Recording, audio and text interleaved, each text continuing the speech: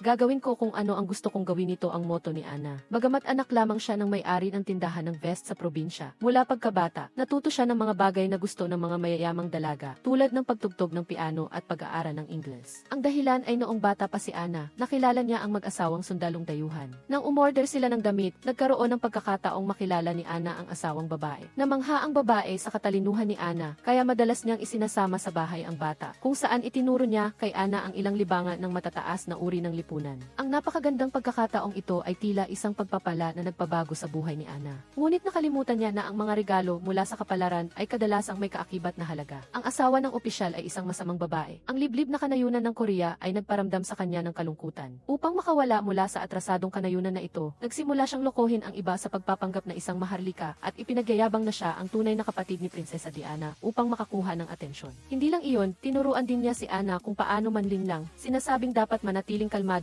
kapag may hawak na alas, huwag hayaang makita ng iba ang kanyang puso upang maging walang talo. Di nagtagal, umalis ang opisyal at ang kanyang asawa sa kanilang tinubuang bayan. Bago sila umalis, pinayuhan ng asawang babae si Ana na tandaan na panatilihin ang isang kalmadong ekspresyon ng mukha. Tinago ni Ana sa kanyang puso ang mga salitang ito at sa sumunod na yugto ng kanyang buhay, sa pamamagitan ng kanyang kahusayan at kalmadong mukha, naniwala ang mga tao sa kanyang walang kabuluhang kasinungalingan. Hanggang sa magkaroon si Ana ng pag-ibig sa high school, ganap na nagambala ang kanyang payapang buhay. Ilang buwan bago ang university entrance exam, biglang natuklasan ng paaralan na mayroon siyang damdamin para sa guro ng musika. Ang pag-ibigan ng guro at estudyante ay isang seryosong paglabag sa mga regulasyon ng paaralan. Upang iligtas ang kanyang trabaho, ibinunto ng guro ng musika ang lahat ng sisi kay Ana. Sinisisi si Ana sa paglapit sa kanya. Lubos na nasaktan si Ana. Ito ang unang pagkakataon na ang isang bihasang sinungaling na tulad niya ay nasaktan dahil sa kasinungalingan ng iba. Sa huli, sinuspinde lamang ang guro ng musika, ngunit kinailangan ni Ana na lumipat ng paaralan kaagad. Isang umaga, umalis siya sa kanyang bayan nang may kawalan ng pag-asa, kasama ang kanyang ama, upang mag-aral sa Seoul. Dahil sa paglabag sa utos sa university entrance exam at pagiging transfer student, ayaw sanang tanggapin ng bagong paaralan si Ana. Ngunit isinasaalang-alang ang kanyang mahusay na mga marka, gumawa sila ng pagbubukod. Isang kahilingan lamang ang guro, hilingin kay Ana na huwag makipagkaibigan at mag-focus sa pag-aaral. Naghanap ang kanyang ama ng silid para kay Ana, iniwan ang kanyang allowance, at umalis sa Seoul, malayo sa kanyang pamilyar na bayan.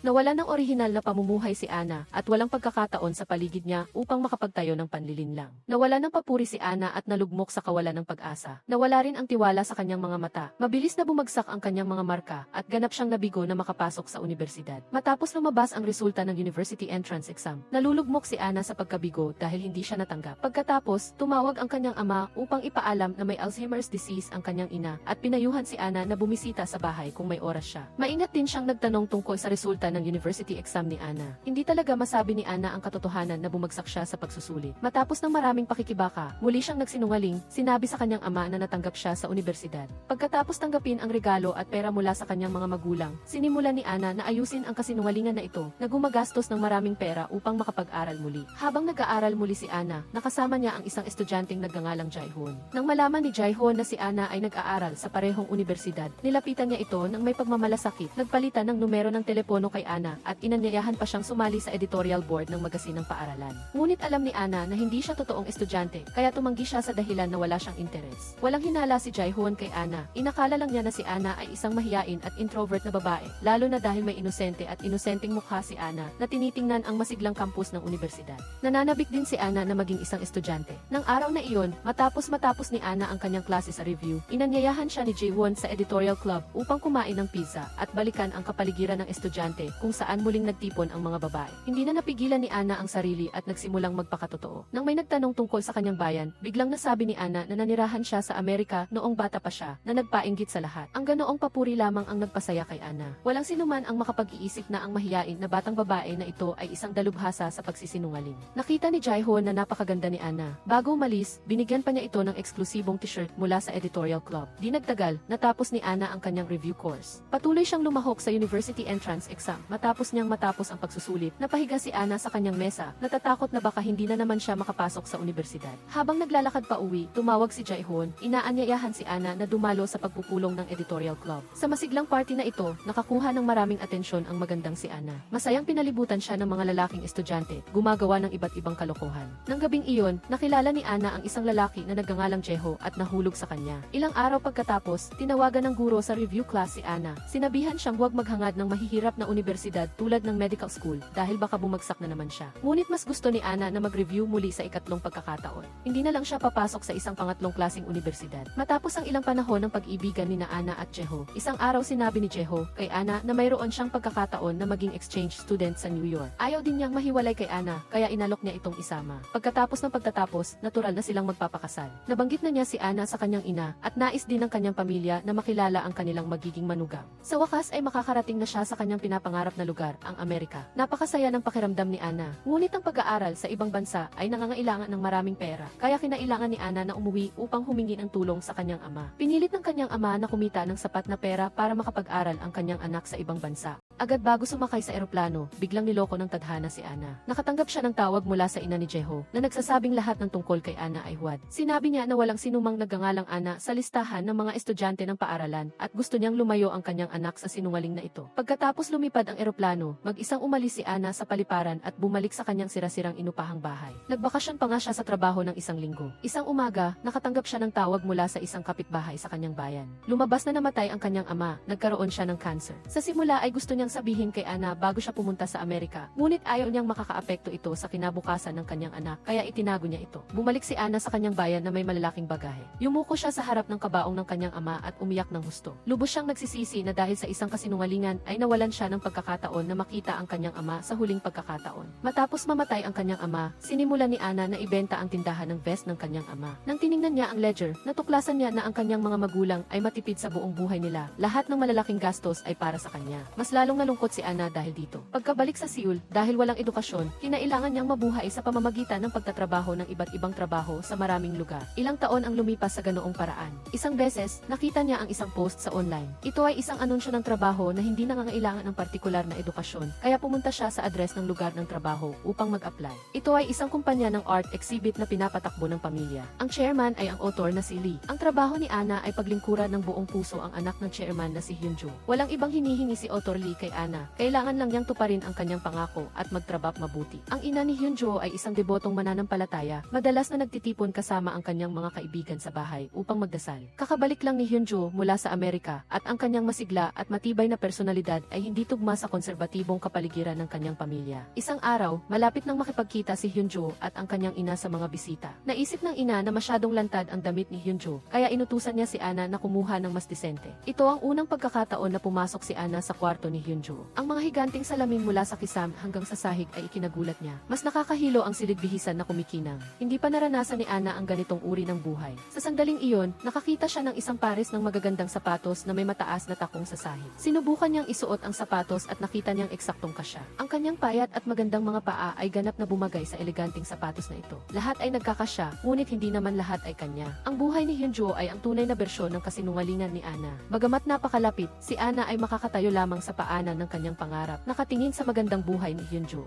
Bagaman paminsan-minsan ay binibigyan ni Hyunjo si Ana ng kung ano-ano, tulad ng relo na hindi na niya gusto, hindi iyon dahil sa pagmamalasakit o pagkakaibigan, kundi parang kawanggawa para sa mas mababang uri. Hindi lang si Hyunjo, mas kinukutya pa ni Lee ang mga katulong. Minsan, nang lumapit si Ana upang humingi ng day off, pakiramdam niya ay nakaharap siya sa isang baril. Ayaw ni Lee na magbakasyon ang mga empleyado, kaya pinagalitan niya ang mga ito bilang bobo at tamad, kaya raw sila nabubuhay sa pinakailalim ng lipunan. Ang klase ay laging agwat sa pagitan ng mga tao. Lubos na nasaktan si Ana sa mga salitang ito, ngunit kailangan pa rin niyang masayang pagsilbihan si Hyunjo. Wala sa mood si Hyunjo dahil sa kasal, kaya't naghahanda siyang lumipad sa ibang bansa para magbakasyon at sinabi pa kay Ana na hindi siya masaya. Kumirot ang puso ni Ana. Kung ganoon na nga ang nararamdaman niya, ano pa ang maituturing na paghihirap niya? Kinuha ni Ana ang pasaporte ng Amerika ni Hyunjo, kung saan nakasulat ang kanyang pangalan sa Ingles bilang Ana. Nakita niyang malapit nang maubos ang visa nito sa loob ng isang buwan. Sinabi niya ito kay Hyunjo, ngunit hinulog lang ni Hyunjo ang pasaporte at sinabihan si Ana na ipa-renew na lang. Huwag daw sabihin sa kanya ang maliliit na bagay na ito para hindi nadagdagan ang sakit ng kanyang ulo. Pinulot ni Ana ang pasaporte at umalis ng walang imik, mayroong matagal ang pinipigilang galit na naglalagablab sa kanyang kalooban. Ang magagandang imahinasyong iyon ay naging alikabok dahil sa realidad. Ang mga taon ng paghihirap ay nagpabago sa kanyang pagkatao, patuloy na sumisigaw sa isip ni Ana. Matagalan niyang pinagnanasaan ang isang ilusyon na buhay. Nang gabing iyon, kinuha ni Ana ang pera mula sa art gallery at ang pasaporte ng Amerika ni Hyunjo. Iniwan niya ang art museum habang umuulan ng nyebe. Nagpasya siyang ituloy ang gusto gusto niya sa lahat ng paraan, tulad ng kanyang kasabihan mula pa noong bata. Kung ito ang gusto kong gawin, tiyak na magagawa ko. Matapos tumakas ni Ana mula sa art gallery, bumalik siya sa kanyang bayan upang bisitahin ang kanyang ina. Kinabukasan, paggising ni Ana, binuksan niya ang kanyang telepono. Binaliwala niya ang sunod-sunod na tawag at mensahe na naghahanap sa kanya. Nakita niya ang pangalan ni Jae-hoon. Nag-isip sandali at pagkatapos ay tinawagan niya ito. Hindi pa nagigiba ang imahe ni Ana sa paningin ni Jae-hoon.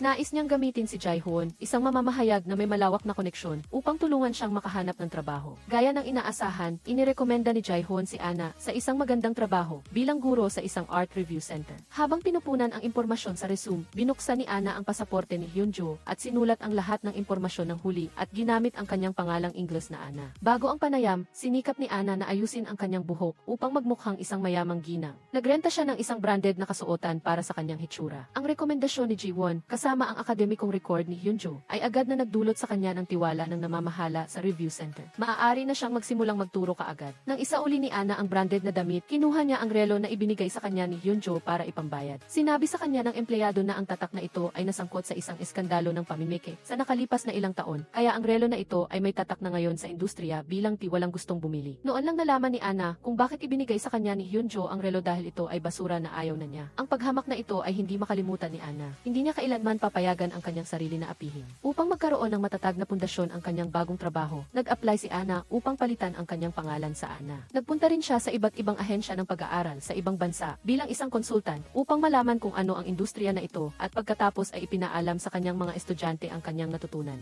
Ito ay mukhang napaka-profesional. Ang katalinuhan at natural na pag-arte ni Ana ay naloko ang lahat ng taong nakasalamuhan niya. Isang gabi, tumawag ang kapitbahay upang ipaalam na dahil sa proyekto ng kalsada, ang tindahan ng damit ng kanyang ama ay kukunin kaya makakatanggap si Ana ng halaga ng pera. Ang isang bahagi ng pera ay ginamit niya para ipadala ang kanyang ina sa nursing home at ang natitira ay ipinarenta niya ng isang mas mahusay na apartment sa Seoul. Pagkatapos ay bumili siya ng ilang peking branded na damit upang ipagpatuloy ang kanyang buhay bilang Ana. Sa trabaho sa review center, nakilala ni Ana ang isang guro na naging kaklase ni Hyunjo sa ibang bansa. Bagaman narinig na ng guro ang pangalan ni Hyunjo, hindi pa niya ito nakita. Kaya't walang duda sa pagkakakilanlan ni Ana. Bagaman walang formal na edukasyon si Ana, isa siyang napakagaling na tagapagturo. Ang mga estudyanteng tinuruan niya ay matagumpay na nakapasok sa kolehiyo. Dahil sa kakayahan na ito, mas kaunti ang nagdududa sa kanyang pagkakakilanlan. Sa ganoong paraan, lumipas pa ang 2 taon. Unti-unting pinupuno ni Ana ang ilusyon na buhay sa pamamagitan ng kanyang mga kasinungalingan at husay sa pag-arte. Isang araw, lumapit ang gurong si Hyun kay Ana. Nais niyang imbitahan si Ana na maging guro ng liberal arts sa isang prestihiyosong paaralan. Ang pagtanggap sa posisyong ito ay magdaragdag pa ng ginto sa resume ni Ana. Ngunit nilinaw din ni Guro Hyun na hindi ito isang libreng rekomendasyon. Kailangan ni Ana gumastos ng pera para makuha ang pagkakataong ito, kaya napilitan siyang lumipat mula sa pagrenta ng buong bahay patungo sa buwanang upa. Dinala ni Guro Hyun si Ana upang makipagkita sa pamunuan ng prestihiyosong paaralan. Nalampasan ni Ana ang panayam ng matagumpay dahil sa kanyang eleganti at intelekwa na dating. Matapos maging lecturer sa isang kilalang universidad, naging respetadong professor din siya. Masipag din si Ana, sinasaulo niya ang mga klasikong akda ng literatura na inaanalisa sa bawat klase, ipinapakita ang kanyang malalim na kaalaman. Ang kanyang magandang anyo at mapagkaibigang estilo ng pagtuturo ay lalong nagpatanyag kay Professor Ana.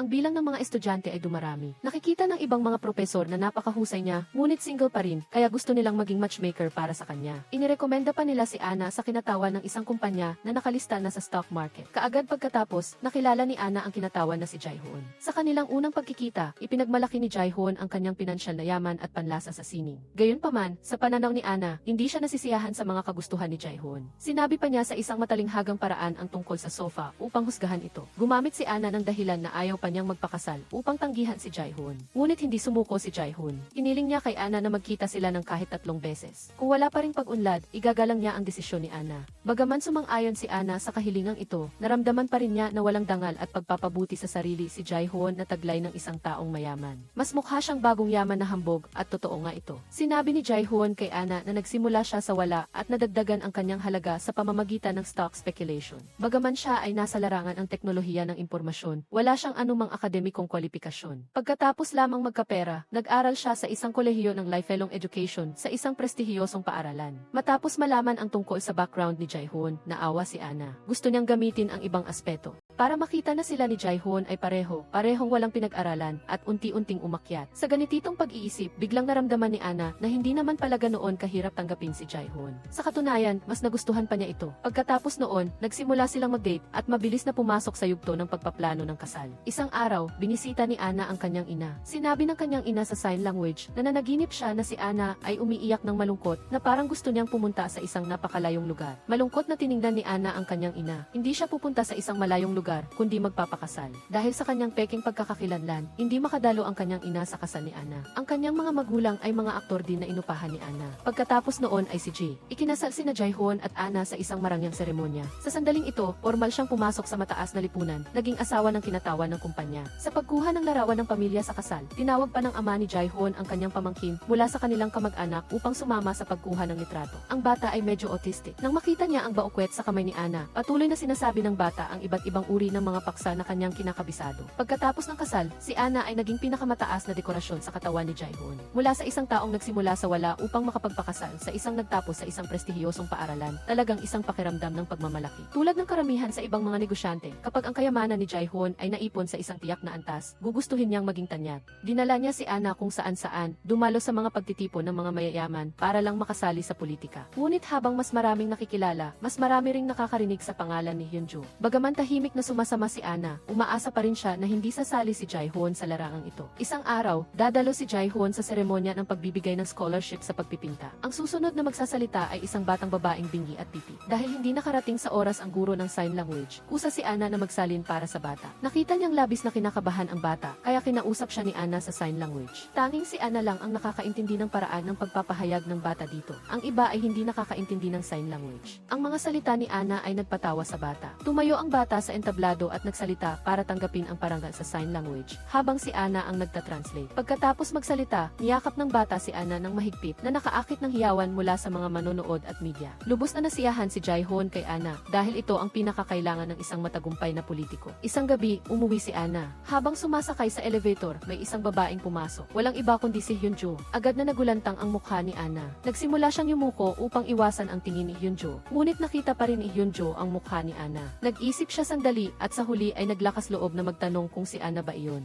Ngunit umiwas si Ana. Hindi siya naglakas loob na sumagot sa anumang bagay. Sa sandaling iyon, ang karaniwan niyang gilas at talino ay nawala na. Pagdating sa bahay, takot siyang naupo sa sahig at humingal. Mula noon, nagsimulang makadama ng kawalang katiyakan si Ana. Ang paglitaw ni Hyunjo ay nagdulot ng lamat sa protective shell ng kanyang bagong buhay. Lalo na nang malaman niyang tila nakatira si Hyunjo sa parehong gusali. Dahil kinagabihan, nagkita silang dalawa ng hindi inaasahan sa parking lot. Agad niyang tinanong ang mga kasamahan ni Hyunjo sa trabaho noon upang alamin ang sitwasyon. Sa kanya lang nalaman na pumanao na si May Akdali noong nakaraang taon. Ang kanyang kumpanya ay nasa bingit na rin ng pagkalugi. Bumalik din sa bansa kamakailan si Hyunjo dahil sa hiwalayan. Naging artista si Ana sa industriya ng fashion. Kung babalik ba siya sa ibang bansa o hindi rin sigurado ang kabilang panig. Ang impormasyong ito ay lalong nagpatindi sa krisis na nararamdaman ni Ana. Pagka-uwi niya kinabukasan, hinikayat niya si Jae-hoon na lumipat sila ng bahay. Gusto niya kasing tumira sa bahay na may bintanang maaaring buksan ng buo. Ngunit ang pananaw ni Jae-hoon sa bahay ay nakatuon lamang sa kung mahal ba ito at kung maipapakita ba nito ang kanilang katayuan.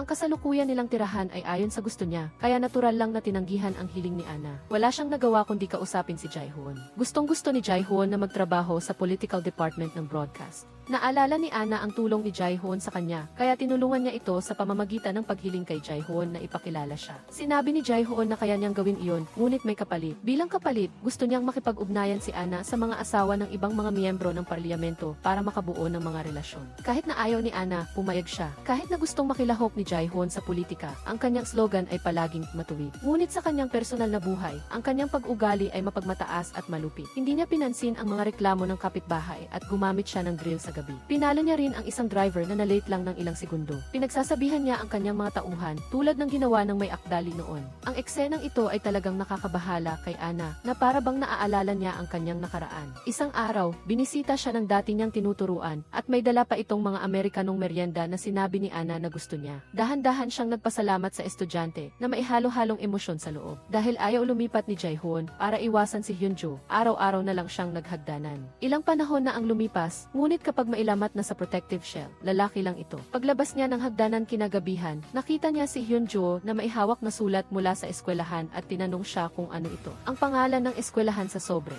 Halatang ang eskwelahan na pinasukan ni Hyunjo. Ang pangalan ni Ana ay naging English name niya, Ana. Sa pagtatanong ni Hyunjo, wala nang nagawa pa si Ana kundi ibinalita ang buong kwento. Lumuhod siya sa harap ni Hyunjo at sinabing titigil na siya basta bigyan lang siya ni Hyunjo ng kaunting panahon. Ngunit hindi balak ni Hyunjo na patawarin si Ana dahil kinuha niya ang kanyang buhay at mas masaya pa siyang nabubuhay. Ito ang presyo na kailangan bayaran ni Ana sa panluloko. Hiniling ni Hyunjo na maghanda si Ana ng 3 bilyong won sa susunod na buwan, ngunit ang kondisyong ito ay parang nagsusuklam sa isang lungga ng tigre. Kahit na asawa siya ng isang negosyante, sa katunayan, isa lang siyang palamuti para kay Jae-hoon. Wala siyang kahit anong pag-aari. Walang kapangyarihan o pera, ngunit hindi iyon mahalaga kay Hyunjo. Ang mahalaga lang sa kanya ay ang resulta. Bago siya umalis, sinabihan pa niya si Ana na patuloy na maghagdanan at huwag magpakita sa kanya. Isang gabi, uminom si Jae-hoon kasama ang grupo ng mga politiko. Pagdating niya sa parking lot, lasing siya at nakahiga sa kotse. Tinawagan ng security guard ng gusali si Ana para dalhin si Jae-hoon sa bahay. Ngunit nakita ni Ana ang isa pang babae sa passenger seat. Agad niyang isinara ang pinto ng kotse, bumalik at tumawag sa pulis, nagulat na mailasing na nagmamaneho. Kasabay nito, si Ji-won, na bagong miyembro ng Political Broadcast Department, ay umiinom din kasama ang kanyang mga kasamahan dahil sa koneksyon niya, kaya siya nakapasok. Isa siya sa iisang babae, kaya sa buong inuman ay pinansin siya ng mga kasamahan niyang lalaki. Ngunit hindi na tinag si Jae-hoon. Pagkatapos ng party, tiningnan niya ang lasing na mga kasamahan at nagtagumpay siyang gumawa ng impresyon sa kanila. Kinabukasan, sadya niyang tinanong sa hapagkainan kung bakit hinanap ng pulis si Jae-hoon. Iniiwasan ni Jae-hoon ang isyong ito at nagsimula siyang mag-usap tungkol sa pagtatatag ng isang scholarship foundation para si Ana ang maging chairman.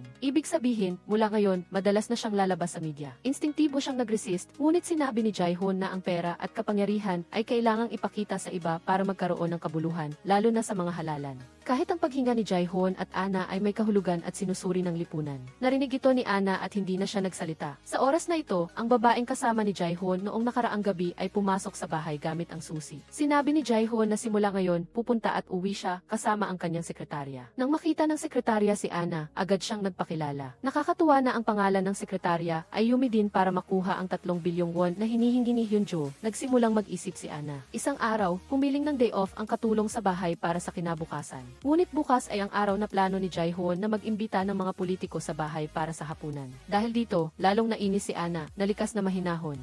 Bigla siyang sumigaw, hindi napigilan ang sarili at sinabing mga salitang parang sina May Akdali at Jae-hoon, bakit pa nagdudulot ng problema ang mga taong nasa mababang antas. Nang lumabas ang mga salitang ito, napansin ni Ana na hindi niya namalayang hinamak din niya ang uring ito. Kahit na ito ay isang mahalagang kaganapan sa buhay para sa isang katulong, hindi ito kasing halaga ng pang-araw-araw na pagkain at inumin ng mga elite. Nang mawala ng kontrol si Ana, hindi niya napansin na tahimik na tumayo ang sekretarya sa isang tabi. Nang makita niya ito, unti-unting kumalma si Ana. Sa huli, pumayag siyang bigyan ng day off ang katulong.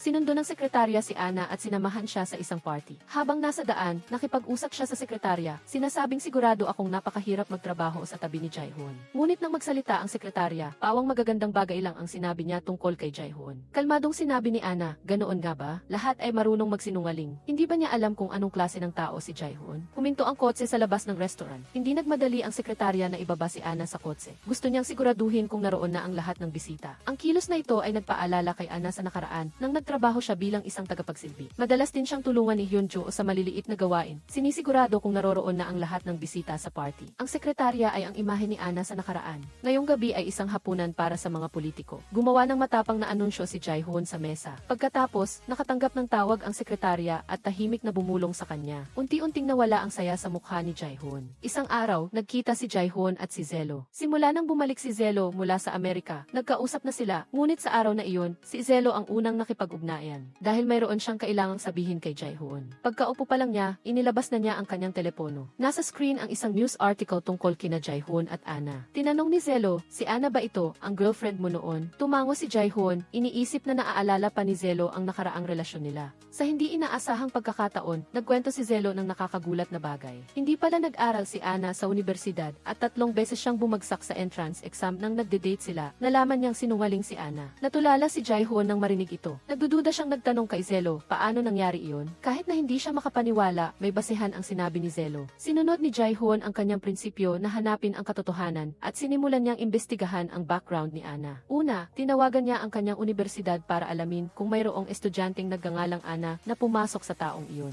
Ang resulta ay natagpuan ng universidad na maraming taong nagngangalang Yumi, ngunit walang sinuman ang nagtapos sa Fine Arts Department. Hindi sumuko si Jae-hoon at binalingan niya ang pangalang Liana at hindi pa rin siya nakahanap ng sinuman. Nagpunta si Ana sa bahay ng may-ari ng bahay na inuupahan niya noong nasa universidad pa siya at narinig niya ang mas nakakabaliw na mga kwento. Naalala ng may-ari ng bahay si Ana dahil may utang pa siyang 2 buwang renta at nagmamadali siyang pumunta sa Amerika. Nag-iwan pa siya ng kalat na kailangang ayusin ng may-ari ng bahay. Pagkatapos, personal na pumunta ang may-ari ng bahay sa bayan ni Ana upang hanapin ang kanyang ama para maningil ng renta. Ayon sa paglalarawan ng may-ari ng bahay, ang bayan ni Ana ay nasa isang rural na lugar at ang kanyang mga magulang ay may-ari ng isang tailor shop. Mukhang hindi mayaman ang pamilya. Sinunod ni Jae-hoon ang landas ng buhay ni Ana at nagpunta siya sa art class kung saan nagtrabaho si Ana. Naalala ng taong namamahala ang performance ni Ana. Ang kanyang kasanayan sa pagtuturo ay napakahusay. Tinulungan niya ang maraming estudyante na makapasok sa mga sikat na paaralan. Kung may kakaiba, ang English lang ni Ana ang kakaiba. Hiniling ni Yoon na tingnan ang personal na impormasyon at mga academic certificate na isinubmit ni Ana noong nag-apply siya para sa trabaho. Sa kabilang banda, napalibutan si Ana ng mga problema sa pera. Wala na siyang magawa. Isang araw sa parking lot, nakita niya si Hyunjo na nakikipag-usap sa telepono at papasok sa bahay. Pinindot ni Ana ang gas pedal. Gustong-gusto niyang mawala na lang ang kausap niya. Gayunpaman, nang malapit na niyang banggain si Hyunjo, nawala ng lakas ng loob si Yumi at tinawanan pa ni Hyunjo. Dahil sa kasunduan kay Jae-hoon, sinimulan ni Yumi na makipagkita sa mga asawa ng mga kongresista para makabuo ng koneksyon. Tulad ng ibang mga asawa ng politiko, sila ay mga kasangkapan lamang para sa kanilang mga asawa upang magkaroon ng higit na kapangyarihan. Ang tinatawag na mas malapit na relasyon ay para lang tulungan silang maghatid ng iba't ibang transaksyon. Bilang isang bagong pasok sa politika kamakailan, natural lang na hindi nawawalan si Yumi ng mga taong nagbibigay ng regalo. Ngunit hindi gusto ni Yumi ang ganitong uri ng pakikipag-ugnayan. Malamig ang pakikitungo niya sa babaeng nagbibigay ng regalo. Kahit pa ibinigay ng kausap kay Yumi ang 100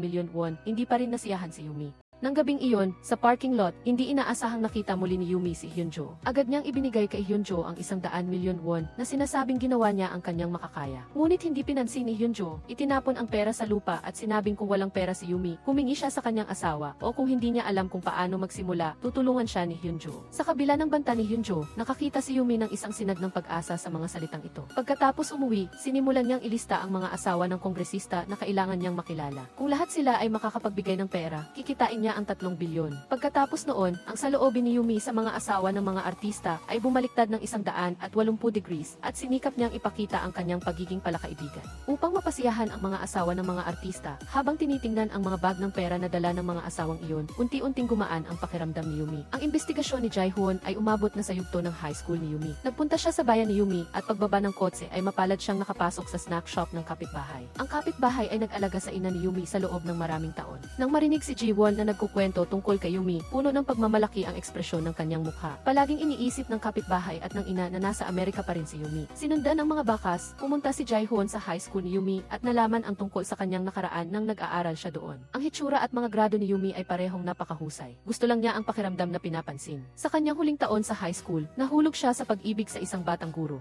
Nararanasan ang matinding dagok, napilitan siyang lumipat sa Seoul. Naalala ng kanyang guro na may ilang beses na umuwi si Yumi mula Seoul at umiyak buong magdamag sa bahay. At pagkaumaga ay sumakay ng unang bus pabalik sa Seoul. Ang mga taong tulad niya ay pinupuri upang lumaki. Kapag natanto nilang wala silang halaga, nagiging napakarupok sila. Kaya't labis ding nagtataka ang guro kung ano na si Yumi ngayon. Sa sandaling iyon, nakatanggap si Ji-won ng tawag mula sa superior na kumpanya na humihiling sa kanya na maglaan ng oras ngayong gabi upang salubungin si Jae-hoon. Nais ni Jae-hoon na tumanggi, ngunit nang marinig niyang si Jae-hoon ang nagpakilala sa kanya sa trabaho, nagmamadali siyang bumalik upang makipagkita sa kanya. Pagkaupo pa lang niya, agad na siyang binigyan ni Jae-hoon ng regalo. Nasa loob ang eksklusibong impormasyon mula sa isang kakumpetensya. Nais niyang maging tapat si Jae-hoon sa kanya dahil sa kanyang pagpapakilala at maging kanyang mandirigma upang sirain ang kanyang mga kalaban sa larangan ng pampublikong opinyon. Makakatulong ito sa kanya na alisin ang mga balakid. Malaki rin ang maitutulong nito sa karera ni Jae-hoon. Ngunit hindi nasiyahan si Jae-hoon sa pagiging isang backdoor person. Dahil dito, nakaramdam si Jae-hoon ng kahihiyan. Pagkatapos ng lahat, ang kanyang prinsipyo bilang isang mamamahayag ay hanapin ang katotohanan, hindi ang kanyang kinabukasan. Agad na ibinaba ni Jae-hoon ang mga dokumento. Malinaw na nais na tanggihan si Jae-hoon. Hindi nagalit si Jae-hoon nang makita ito, naramdaman lang niya na hindi pa niya nararanasan ang sakit ng pagiging api. Hindi niya dapat pahirapan ang kanyang sarili para lang umunlad dahil sa murang halaga ng paggalang sa sarili. Dapat siyang matuto kay Yumi. Kahit gaano pa siya kagaling, isa lang siyang propesor sa kolehiyo. Tanging sa pamamagitan ng pagkuha ng pagkakataong pakasalan siya, ay magkakaroon siya ng mas maluwalhating buhay. Nang marinig ang mayabang na mga salita ni Jae-hoon, nagpakita si Jae-hoon ng pagkadismaya. Matapos paalisin si Jae-hoon, natanggap ni Jae-hoon ang resume ni Yumi Yumi. Kinumpirma ng email mula sa universidad sa ibang bansa na mayroon niyang isang taong nagngangalang Ana na may degree mula sa kanilang paaralan. Ngayon ay nalilito na naman si Jiwon kung sino talaga si Yumi. Ngayon, ang anak ni Hyunjo at ang kanyang asawa ay bumalik sa bansa. Pumunta siya sa airport. Kahit na bahagyang naantala ang flight, labis pa rin siyang nagalit sa kanyang asawa. Si Hyunjo ay isang prinsesa sa buong buhay niya, nakukuha ang lahat ng gusto niya at hindi kailanman inalala ang iniisip ng ibang tao. Tanging ang kanyang anak na babae lamang ang tunay na nag-iisang tao para sa kanya. Si Hyunjo at ang kanyang asawa ay nasa proseso ng diborsyo. Pagkakita pa lang ni Hyunjo sa kanyang anak na babae ay agad niya itong yakap at masayang umalis, iniwan ang kanyang ina at asawa upang kalagkarin ang bagahe. Sabik ang kanyang asawa na matapos ang diborsyo upang hindi na niya muling makita si Hyunjo. Pagbalik ng kanyang anak na babae sa Seoul, nagsimulang bumili si Hyunjo ng maraming laruan at damit para sa bata. Masaya niya itong dinala sa kanyang bahay upang makipaglaro. Sa totoo lang, ang buhay ni Hyunjo pagbalik niya sa bansa ay hindi maganda. Sa buhay na ito, gumagastos lang siya ng pera at hindi kumikita. Pagkamatay ng may akda ng Gilly, halos nawala na niya ang lahat ng ari-arian ng pamilya at umutang pa ng 3 bilyong won gamit ang real estate bilang collateral sa likod ng kanyang ina. Ito ang dahilan kung bakit siya nagpumilit na makuha ang 3 bilyon mula kay Yumi. Di nagtagal, nahalal si Jae-hoon bilang kandidato para sa pagkaalkalde ng Seoul. Umakyat si Yumi sa entablado upang magbigay ng bulaklak sa kanyang asawa at kinunan ang isang matamis na larawan ng mag-asawa sa harap ng kamera. Ang campaign team ay sumisigaw ng pangalan ni Ana, ngunit kalmado lang siyang umupo sa tabi ni Jae-hoon na walang galak sa kanyang puso. Magdamag na nagdiwang si Jae-hoon at ang kanyang koponan. Hindi na nakatiis si Yumi kaya umuwi siya ng maaga. Pagkatapos siyang ihatid ng sekretarya sa bahay, nagmamadali itong pumunta sa party. Siguradong may oras ang trabaho niya. Tulad ni Jae-hoon sa biology, pumasok siya sa elevator. Pagod na umupo ang sekretarya sa sahig. Sa bahay, wala nang lakas si Yumi para maligo. Humiga siya sa sahig at nakatulog. Nasa anong antas man siya, ang pangalang Yumi ay palaging simbolo lamang ng kawalang saysay. Sa likod ng maliwanag na anyo, laging may mahirap na kaluluwa na niyurakan ng pera at kapangyarihan. Kinabukasan, nagising si Yumi at nagpatuloy sa pakikipagkita sa maraming iba pang kababaihan.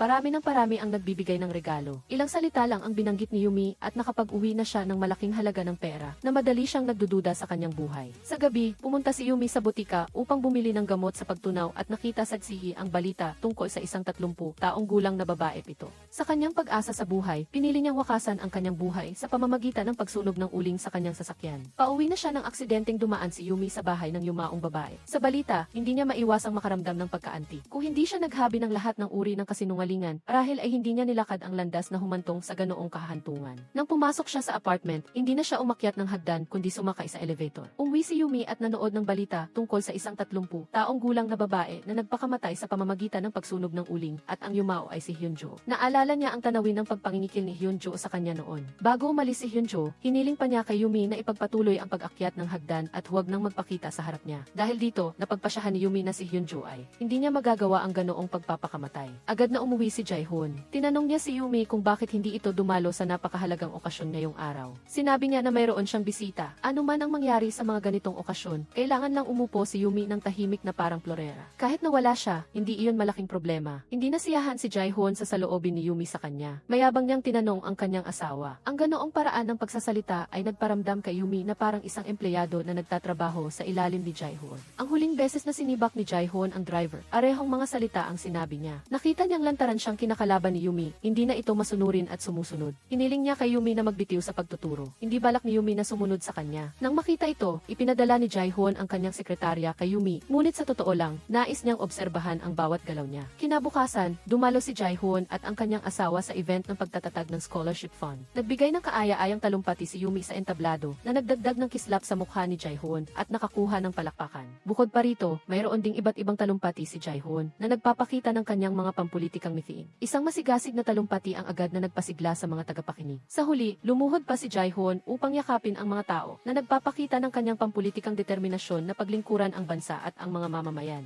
Bukod sa pakikipagtulungan kay Jae-hoon para sa iba't ibang aktibidad, mayroon ding sariling buhay si Yumi. Gusto niya ang pagtuturo. Isang beses pagkatapos ng klase, hindi inaasahang nabalitaan ni Yumi na dahil patuloy na lalahok si Jae-hoon sa halalan, pansamantala siyang hihinto sa pagtuturo. Nang marinig ito ni Yumi, alam niyang si Jae-hoon ang nasa likod nito. Sa huli, napilitan siyang lumagda sa formularyo ng pagliban sa ilalim ng pangalang Liana. Ang sekretarya ay ganap nang nagtatrabaho sa tabi ni Yumi. Inutusan ni Yumi ang sekretarya na imbestigahan ang address ng driver na sinibak at pati na rin ang ibang mga empleyado na sinibak ng walang malinaw na dahilan. Hindi alam ng sekretarya kung bakit hindi gaanong nagsalita si Yumi. Hiniling lamang niya sa kabilang partido na panatilihing lihim at huwag ibunyag ito kay Jae-hoon. Hindi nagtagal, nakipagkita si Yumi sa driver. Kamakailan, madalas siyang nakikipag-ugnayan sa mga sinibak na empleyado na nais matutunan ang tungkol sa mga lihim ni Jae-hoon na kaunti lang ang nakakaalam. Ngunit ang driver ay lumagda sa isang kasunduan sa pagiging kumpidensyal, kaya hindi siya nangahas na magsalita. Kinumbinsi ni Yumi ang lalaki na ang isang taong tulad ni Jae-hoon na ibang-iba sa kanyang panlabas na anyo ay hindi karapat-dapat maging alkalde ng Seoul. Sa kabilang banda, ipinakita ng isang kasamahan kay Jae-hoon ang isang lumang website kung saan siya bumili ng album ng pagtatapos ni Ana mula sa kanyang dating paaralan sa ibang bansa. Matapos itong makita, napagtanto ni Jae-hoon na ang pangalang Ana ay kay Hyunjo, kaya't nakipag-ugnayan siya sa mga kaklase ni Ana. Ang kabilang partido ay naaalala pa na may dalawang pangalan si Ana. Ang Korean name niya ay Hyunjo at ang English name niya ay Ana. Sinabi ng kaklase na si Hyunjo ay matagal nang nakatira sa Boston at bumalik lang sa Korea noong nakaraang taon para mag-file ng diborsyo. Bukod pa rito, sinabi rin ng taong ito ang isa pang bagay. Si Hyunjo ay umupa ng isang tao para isulat ang kanyang thesis sa pagtatapos. Sa pagsubaybay sa mga bakas ni Hyunjo, bilang isang reporter, muling pumunta si Jae-hoon sa istasyon ng pulisya para magtanong ng mga detalye tungkol sa pagkamatay ni Hyunjo. Kinumpirma ng pulisya na si Hyunjo ay talagang nagpakamatay. Mayroon siyang mga utang mula sa stock trading, malapit na siyang magdiborsyo, at matagal na rin siyang umiinom ng alak. Madalas siyang pumupunta sa kasino. Bukod pa rito, sinabi rin ng ina ni Hyunjo. Si Hyunjo ay may bipolar disorder. Kinabukasan ay isa na namang magandang araw. Si Yumi ay sumali sa isang volunteer event ng kapanayamin. Siya ay nagniningning sa harap ng ibang tao na may nakangiting mukha. Ngunit pagkatapos ng isang abalang araw, si Yumi ay nakaupo ng walang magawa sa kotse. Ayaw niyang bumalik sa malamig na bahay na iyon. Ibinigay ng sekretarya kay Yumi ang file ng kumpanya na iniimbestigahan.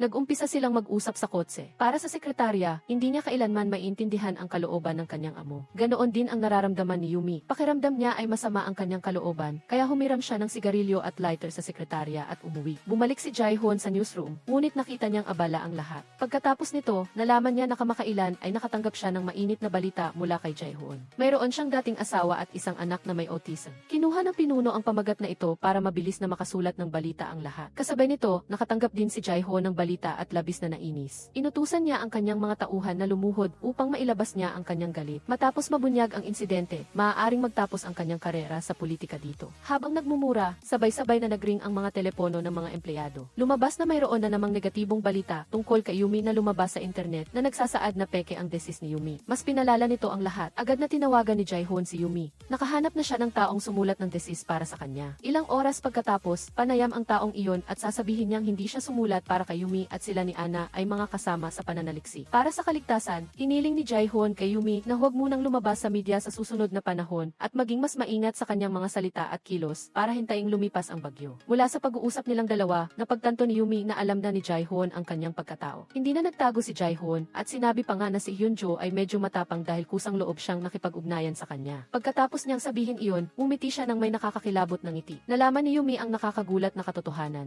Mula sa kanyang mukha, bigla na lang tumindig ang kanyang buhok. Senyasa ni Jae-hoon si Yumi na manahimik at inutusan ang bodyguard na ihatid siya sa bahay. Nasa parking lot na sila ngunit ayaw pa rin niyang umakyat sa bahay. Bigla niyang narinig ang boses ni Hyunjo at unti-unting lumapit sa kabilang panig. Ikinuwento ni Hyunjo ang pinagmula ng pangalang Ana. Lumabas na noong bata pa siya, pinupuri siya ng lahat na parang isang prinsesa, kaya tinawag siyang Anastasia. Ngunit nagkataon, nalaman ni Hyunjo na ang sikat na prinsesa Ana ay namatay na at niloko na rin siya ng iba, kaya hindi na niya ginamit ang pangalang Ana pagkatapos. Nakaramdam si Yumi ng sakit sa puso dahil maging ang pagkakakilanlan na inilibing niya ay peke. Sinisi ni Hyunjo o si Yumi na siya mismo ang pumatay sa kanya. Mula ngayon, mabubuhay si Yumi sa impyerno. Pagkatapos niyang sabihin iyon, tumalikod siya at umalis. Simula nang mangyari ang tungkol kay Hyunjo, lalong naging hindi mapaghiwalay ang mag-asawa. Mas lalo ring kinamuhian ni Yumi ang kanyang asawa. Sa pribadong lugar, inalis ng mag-asawa ang kanilang mga maskara. Binanggit ni Yumi ang dating asawa at anak ni Jae-hoon. Sinabi naman ni Jae-hoon kay Yumi na anak siya ng isang may-ari ng tindahan ng pananahi. Nag-usap muli silang dalawa tungkol kay Hyunjo. Naisip ni Jae-hoon na nalutas na niya ang mga hadlang sa hinaharap. Kung siya ay nasa problema, dapat niya siyang pasalamatan. Ngunit hindi sumasang-ayon si Yumi sa kanyang pag-ugali. Nagalit si Jae-hoon at biglang hinawakan ang liig ni Yumi. Nang malapit na siyang masakal, binitawan niya ito. Bulong ni Jae-hoon sa kanyang tainga na hindi rin niya gusto na mamatay ang babaeng iyon.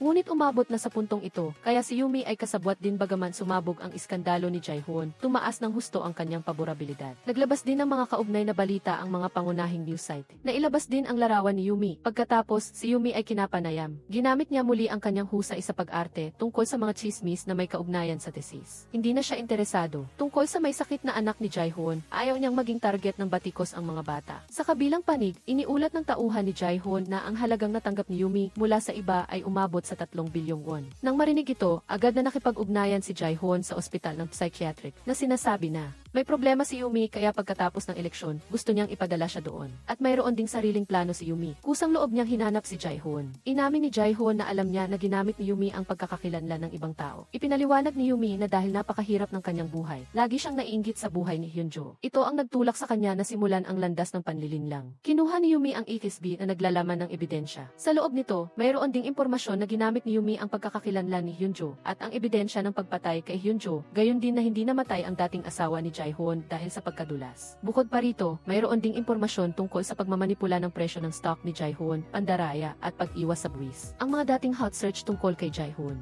At ang taong umupa para sumulat ng thesis ay si Yumi din sa kasamaang palad. Sa huli ay nagtagumpay si Jae-hoon na pigilan siya. Napilitan si Yumi na ilantad ang lahat sa pamamagitan ng pagpapabaya sa sarili. Matapos ang lahat, binisita ni Yumi ang kanyang ina sa nursing home. May Alzheimer's disease ang kanyang ina, kaya hindi na niya nakikilala si Yumi. Lagi niyang iniisip na ang kanyang anak na babae ay nasa Amerika at pinapasulat niya pa si Yumi ng sulat para sa kanyang anak na babae na nasa ibang bansa. Nalungkot si Yumi sa kanyang puso. Pauwi, humingi siya ng tulong sa kanyang sekretarya. Kung may mangyari sa kanya, umaasa siyang tutulungan siya ng kabilang partido na alagaan ang kanyang ina. Malapit nang ipahayag ang resulta ng eleksyon. Nakatanggap si Yumi ng tawag mula sa nursing home na hinahanap siya ng kanyang ina. Nakaramdam si Yumi na hindi maganda ang sitwasyon, bumaba ang kanyang kalooban. Sa sandaling ito, ang balita, si Jae-hoon ay naging alkalde. Ang siyul ay ipinalabas sa telebisyon. Nagpalakpakan ang lahat. Tanging si Yumi lamang ang mukhang malungkot, salungat sa masasayang nagdiriwang na karamihan. Matapos ang matagumpay na halalan, nais ni Jae-hoon na pumunta sa Amerika sa lalong madaling panahon upang sunduin ang kanyang anak. Matapos matanggap ni Jae-hoon ang paalala ni Yumi, nakipag-ugnayan siya sa taga-usig. Katatapos lang ni Jae-hoon ng kanyang kampanya at agad siyang tatakbo sa airport. Pinigilan siya ni Yumi at ipinabalita na malubha ang kalagayan ng kanyang ina sa nursing home at gusto niyang pumunta doon. Sa puntong ito, nagbibiro pa rin si Jae-hoon na halatang nasa Amerika ang kanyang ina. Malungkot ang mukha ni Yumi. Ayaw ni Jae-hoon na umalis siya. Sa mahalagang panahong ito, walang ibang pagpipilian si Yumi. At sumakay sa eroplano patungong Amerika kasama si Jae-hoon. Sa eroplano, nakatanggap si Yumi ng balita na pumanaw ang kanyang ina. Bigla siyang nawala ng pag-asa. Hindi niya napigilan ang kanyang luha. Pagdating sa Amerika, espesyal na hiniling ni Jae-hoon ang pasaporte ni Yumi para makapagrenta ng kotse. Pagkatapos, dinala niya si Yumi sa kanyang anak. Habang nagmamaneho, nakatanggap si Yumi ng mensahe na may humadlang sa panig ni Jae-hoon. May isang tao sa itaas ang pumigil sa taga-usig. Buntong hininga si Yumi. Walang dahilan si Jae-hoon na kumbinsihin si Yumi na magpahinga muna. Nagawa niya ang ilang bagay na labis kamakailan.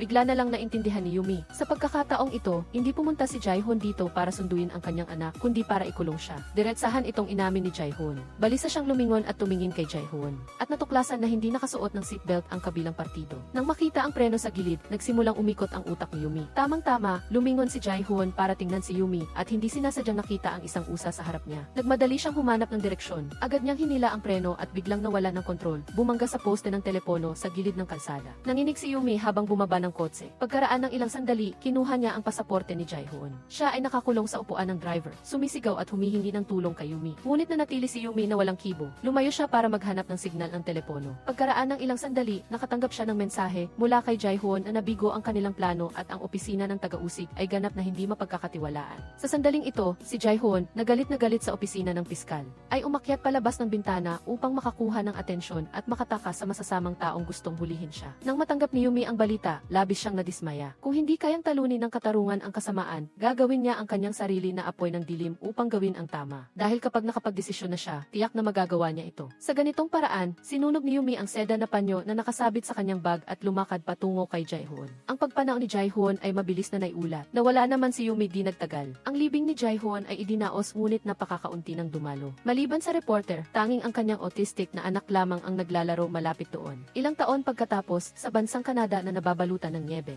hila-hila ni Ana ang kariton ng panggatong papunta sa kanyang maliit na bahay. Lumabas na siya mismo ang naglakad mula Amerika patungong Canada. Inalis ni Ana ang kanyang mabibigat na damit, inilantad ang kanyang payat na mukha. Naalala niya noong araw, sa liwanag ng apoy, inihagis niya ang kanyang bag at lighter sa kotse. Hindi pinansin ang sigaw ni Jae-hoon. Naglakad lang siya nang hindi lumilingon. Sa pag-iisip sa nakaraan, sumigaw si Yumi sa sakit. Dito nagtatapos ang pelikula. Kung nagustuhan nyo, bigyan nyo ng like at share ang may-ari ng shop. Ngayon, paalam at magkita-kita tayo sa susunod na mga video.